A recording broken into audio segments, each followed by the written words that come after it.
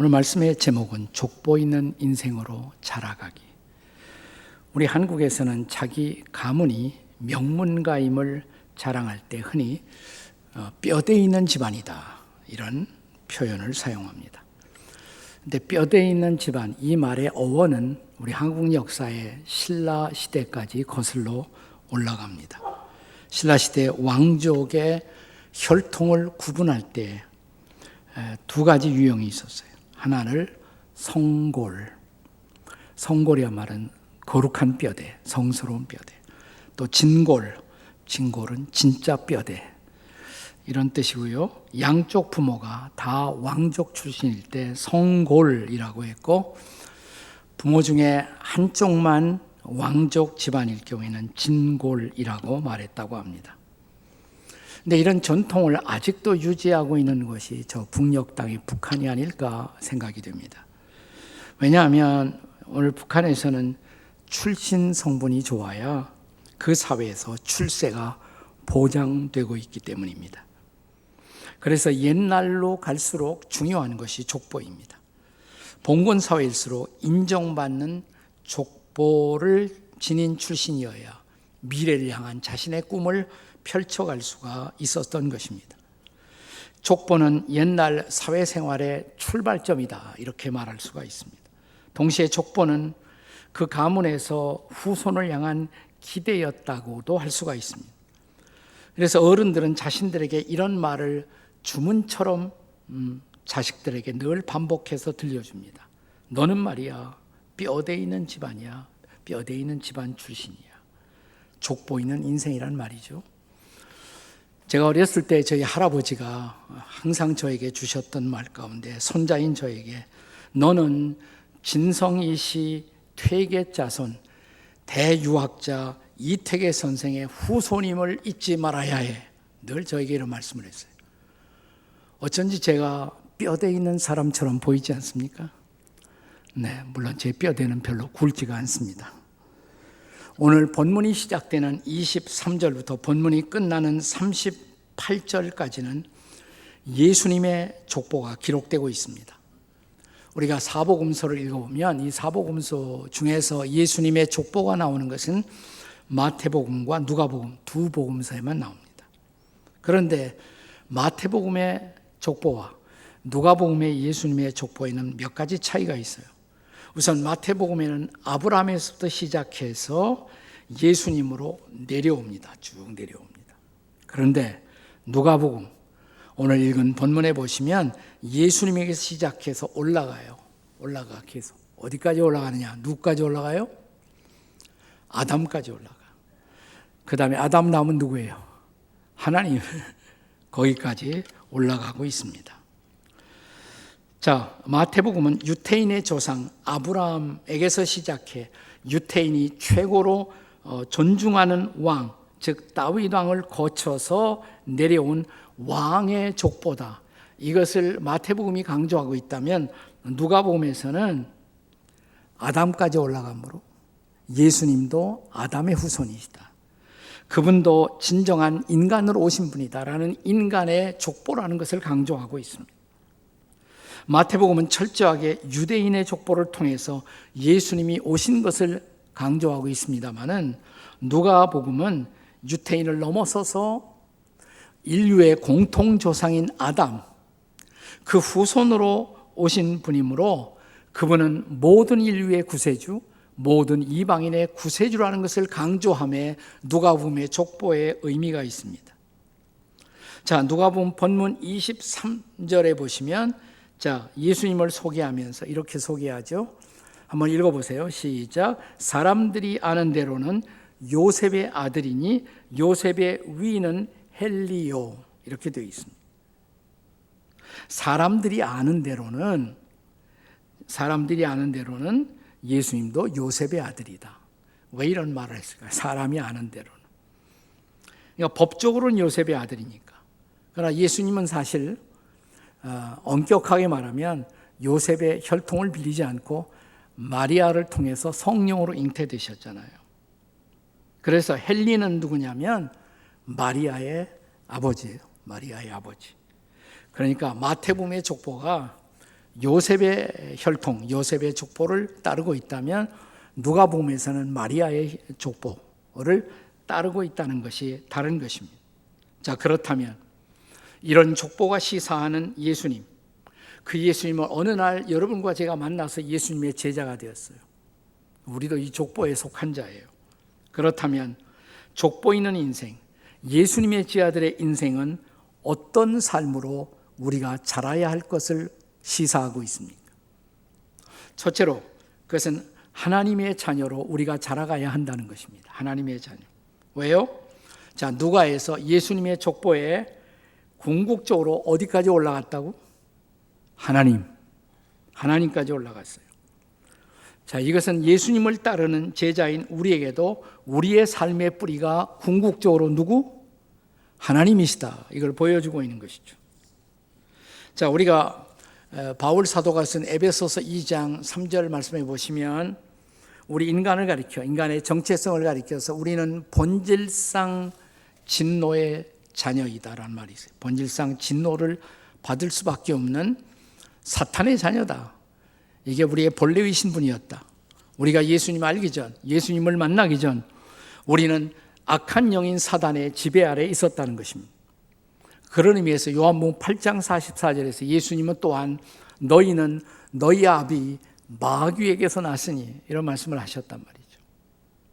자, 그런데 어느 날 저와 여러분이 예수님 만났어요. 아멘? 예수님 믿었어요. 아멘? 그럼 누가 됐어요? 하나님의 자녀가 되었어요. 자, 이 놀라운 기적을 로마서 8장 15절에서 바울은 이렇게 증언합니다. 로마서 8장 15절 다 같이 시작. 너희는 다시 무서워하는 종의 영을 받지 아니하고 양자의 영을 받았으므로 우리가 아빠, 아버지라 부르짖느니라. 옛날에는 우리 아버지가 마시였어요. 마귀. 여기 마시 있으면 미안해요. 네. 근데 우리 아버지가 이제는 하나님이에요.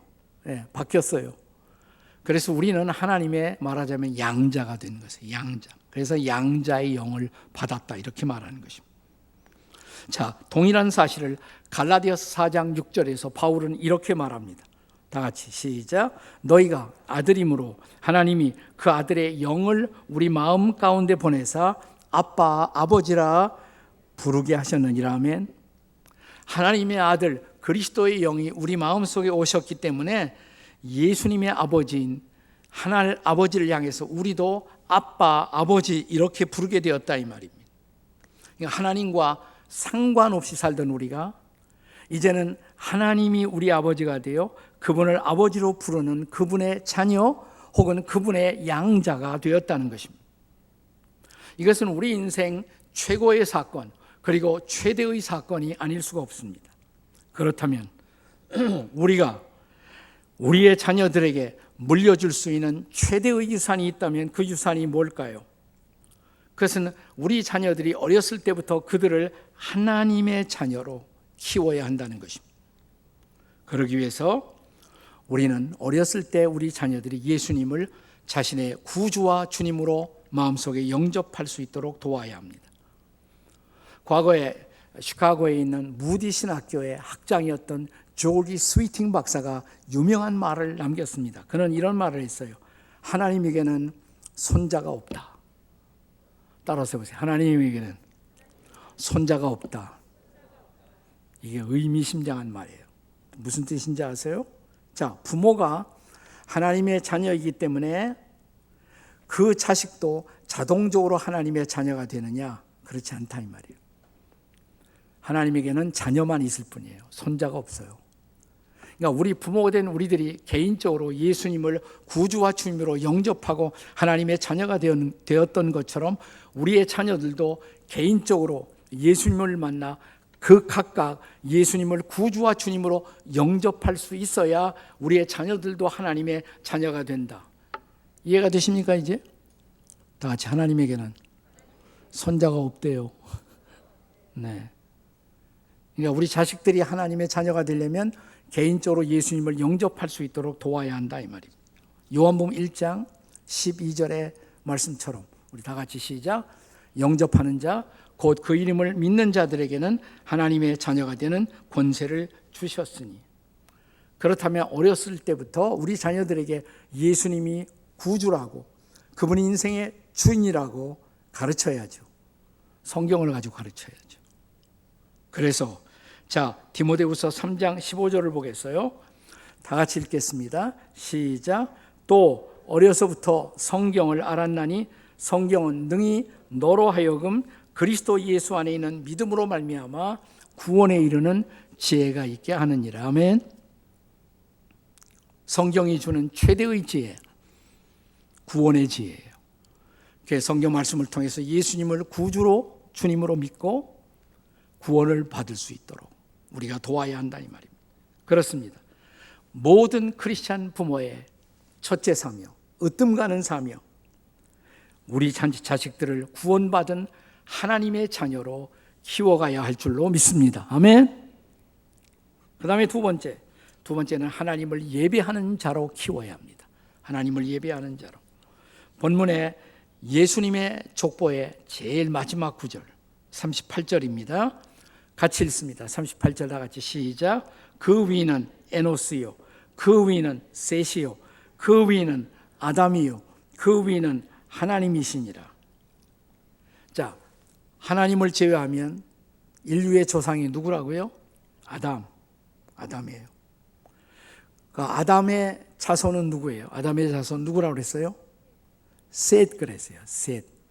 이 셋이라는 말은 세 명이 있다 이 말이 아니에요. 이름이 셋이다 이 말이. 이름이 셋이다. 근데 좀 이상하잖아요. 아담의 자녀? 얼른 생각나는 것이 누구예요? 아담의 자녀? 혹시나 창세기 4장을 읽어보셨다면 아담의 자녀가 누구로 되어 있어요? 가인과 아벨. 네, 가인과 아벨이란 말이죠. 그런데 웬 셋이에요? 자, 가인과 아벨에게 무슨 사건이 일어났습니까? 가인이 동생인 아벨을 죽이죠. 아벨은 죽었어요. 더 이상 상속자가 될 수 없어요. 가인은 살해자가 됐어요. 자격을 상실했어요. 그래서 하나님은 이 가정의 믿음의 가업을 계승할 수 있도록 누구를 주셨냐면 새로운 자손 누구예요? 그 이름이 셋. 셋이란 단어의 뜻이 뭐냐? 그 뜻이 본래 대신한 자 혹은 새로운 기초. 하나님은 대신해서 셋을 주셨어요. 인생의 새로운 기초가 되도록 셋이라는 자녀를 주셨어요. 자, 그런데 이제 셋이 자손을 낳았어요. 셋의 자손이 누구라고요? 에노스 그랬잖아요. 에노스. 다 같이 에노스. 자, 이 에노스에 대해서 창세기 4장 26절의 증언을 찾아보십시오. 같이 창세기 4장 26절 함께 다 같이 시작. 셋도 아들을 낳고 그 이름을 에노스라 하였으며 그때 사람들이 비로소 여호와의 이름을 불렀더라. 에노스 때에 와서 사람들이 여호와의 이름을 불렀다.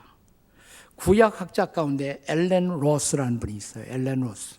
그분이 창세기 강해를 통해서 자, 여기 에노스가 여호와 이름을 불렀다는 이 표현은 가장 오래된 예배에 대한 표현이다. 가장 오래된 예배의 표현. 인간이 하나님을 예배했다는 말을 다른 말로 여호와의 이름을 불렀다고 표현하는 것이다라고 강조했습니다. 여러분, 우리가 소위 믿음의 장으로 알려진 히브리서 11장 4절에 보면 이렇게 기록되어 있습니다. 같이 읽어요. 시작. 믿음으로 아벨은 가인보다 더 나은 제사를 하나님께 드림으로. 자, 아벨이 하나님께 보다 나은 제사를 드렸다. 이걸 요즘 우리말로 말하면 보다 나은 예배를 드렸다. 아벨이. 자, 그런데 아벨이 죽었어요. 하지만 아벨의 예배 정신, 그 정신이 누구에게로 계승되었다는 거예요? 에노스에게로. 셋을 통해 에노스에게로. 에노스가 하나님을 예배했다는 것입니다. 자, 그렇다면 우리도 하나님의 자녀가 되어 하나님의 족보에 들어간 사람들이라면 오늘 우리 가정에서 일어나야 할 가장 중요한 사건, 우리의 자녀들이 하나님의 이름을 부르며 하나님을 예배하는 자로 자라나고 있는가라는 사실입니다. 예배라는 말을 영어로는 worship이라고 그래요. worship. 예배가 뭡니까? 예배는 하나님의 계시에 대한 피조물인 인간의 응답이에요. 영어로는 예배를 worship. 근데 단어의 어근이 뭐냐? 어근이 worth, W-O-R-T-H. worth 그러면 가치란 말이에요. 가치. 예배는 가치란 단어에서부터 나왔어요. 이 worth에다가 Y자 하나 더 붙이면 worthy, 가치가 있는 이라는 형용사가 되죠. 가치가 있는. 자, 예배는 누가 드릴 수가 있느냐? 하나님의 가치를 아는 사람, 예수님의 가치를 아는 사람만이 예배를 드릴 수가 있어요. 자, 이 worth라는 단어, 가치가 있는 이라는 낱말을 우리말 성경이 번역할 때 가치가 있는 이렇게 번역한 것이 아니라 어떻게 번역했느냐 하면 합당한 이렇게 번역을 했어요. 합당한. 자, 예를 들어서 이제 계시록 4장 11절에 천국에서 24장로들이 하나님을 예배합니다. 예배하면서 찬양을 합니다. 이렇게 고백합니다. 같이 한번 읽어보세요. 시작. 우리 주 하나님이여, 영광과 존귀와 권능을 받으시는 것이 뭐예요? 합당하오니. 다른 말로 가치가 있으시오니. 하나님만이 우리의 예배, 우리의 존귀, 권능, 찬양을 받으실 만한 가치가 있으신 분이시다 이 말이에요. 계시록 5장에 가면 5장 12절에 하나님의 어린 양 되시는 예수님을 향해서 사람들이 천국에서 예배합니다. 그러면서 이런 고백을 해요. 계시록 5장 12절, 만만 천사들의 찬양과 고백입니다. 다 같이 시작. 죽임을 당하신 어린 양은 능력과 부와 지혜와 힘과 존귀와 영광과 찬송을 받으시기에 합당하도다. 다른 말로 뭐예요? 가치가 있으시다. 하나님만이, 예수님만이 존귀와 영광과 찬송을 받으실 만한 가치가 있으신 분이십니다. Worthy is the Lamb. 어린 양이 가치가 있으십니다. 다시 말하면 하나님의 어린 양으로 십자가에서 자신의 생명을 드려주신 그 예수님, 그분의 희생은 우리의 예배를 받으실 만한 위대한 가치가 있으십니다 라는 고백이죠. 여러분, 이 세상에 말이죠, 이 우주에 가장 높은 가치, 최고의 가치는 하나님이시죠. 그렇다면 그 하나님을 예배하고 찬양하는 일은 우리 인생의 우선순위, 프라이어리티가 되어야 할 것입니다. 정말 그렇게 되고자 한다면 우리는 먼저, 부모된 우리가 신실한 예배자로 살아야 돼요. 자식들에게 예배의 모본을 보여야 돼요. 우리는 예배의 모본을 보이지 않으면서 우리의 자식들이 예배자가 될 것을 기대할 수가 없죠. 아까 우리 어린이들이 찬양하면서 나는 예배자입니다. 얼마나 아름다워요. 그렇게 자녀들이 하나님을 예배하는 예배자로 살아가려면 부모들이 모본을 보일 필요가 있지 않습니까? 여러분, 우리 인생의 삶의 목적, 생존의 목적 뭐라고 생각하세요? 우리 가장 오래된 신앙 고백, 웨스트민스터 신앙 고백 제1조가 뭐냐면, 인생의 목적은 뭐냐? 사람의 존재의 목적은 하나님을 영화롭게 하고 하나님을, 그분을 즐거워하는 것이다. 그런데 뭘로 그렇게 해요? 뭘로? 예배로 이 말이에요. 예배로. 예배로 하나님을 영화롭게 하고 예배로 하나님을 즐거워하고. 그렇다면 여러분, 인생의 목적, 존재의 목적이 예배예요. 그 예배를 망각한 사람이 어찌 사람이라 하겠습니까? 예배를 예배답게 하는 것, 이것이 삶의 목적이라면 우리는 우리의 자녀들에게 그것을 먼저 가르쳐야죠. 그렇습니다. 우리의 자녀들에게 무엇보다 예배를 먼저 가르치는, 자녀를 예배자로 키우는 저와 여러분이 우리 부모가 될 수 있기를 주의 이름으로 축복합니다. 족보이는 인생, 어떤 사람이 족보이는 인생으로, 하나님의 족보이는 인생으로 살아가는 사람일까요? 세 번째, 하나님의 법도 아래 자라가게 해야 합니다. 하나님의 법도 아래. 본문의 23절을 보겠습니다. 23절 다 같이 시작. 예수께서 가르치심을 시작할 때 30세쯤 되시니라. 여러분, 예수님은 하나님이십니다. 메시아십니다. 하나님의 아들이세요. 그분 안에는 신성의 거룩한 능력이 거하세요. 그렇다고 그 예수님이 오시자마자 하나님의 일을 바로 시작하지 않으셨어요. 무려 30년을 기다리고 준비하셨습니다. 왜 그랬을까? 이 30세가 성경에 보면 아주 의미가 있는 숫자입니다. 제사장이 제사장으로서 사역을 시작하는 때가 30세예요. 우리가 민수기에 보시면 그렇게 되어 있습니다. 4장 3절에 곧 30세 이상으로 제사장의 일을 하게 하라. 30세 돼야 시작하는 거예요. 예수님이 30 될 때까지 딱 기다렸어요. 제사장이 뭡니까? 속죄의 제사를 드린 사람. 예수님은 대제사장으로 인류의 속죄를 위해서 자신의 몸을 십자가의 제물로 드려 인류의 죄 문제를 해결할 제사장으로 오셨어요. 그 사역을 30세에 시작하셨단 말이죠. 그러니까 하나님의 법도를 따라 기다리신 것입니다. 요셉의 아들로서 그 전에 순종의 삶을 살며 준비하신 것입니다. 누가복음 2장 39절의 말씀을 보십시오. 같이 읽겠습니다. 시작. 주의 율법을 따라 모든 일을 마치고 갈릴리로 돌아가 본 동네 나사렛에 이르니라. 아멘. 어린 시절에 예수님 주의 율법을 따라 사셨다. 그는 철저하게 율법을 순종하시고 율법의 법도를 따라 살아가셨음을 보여주고 있단 말이죠. 우리는 종종 신문이나 텔레비전에서 소위 God 탤런트를 지닌 천재 소년, 천재 소녀들을 소개하는 프로그램들을 보게 됩니다. 그런데 이런 프로그램의 주인공들이 나중에도 그렇게 정말 브라이트하고 별처럼 빛나는 인생을 꼭 사느냐? 그건 아니에요.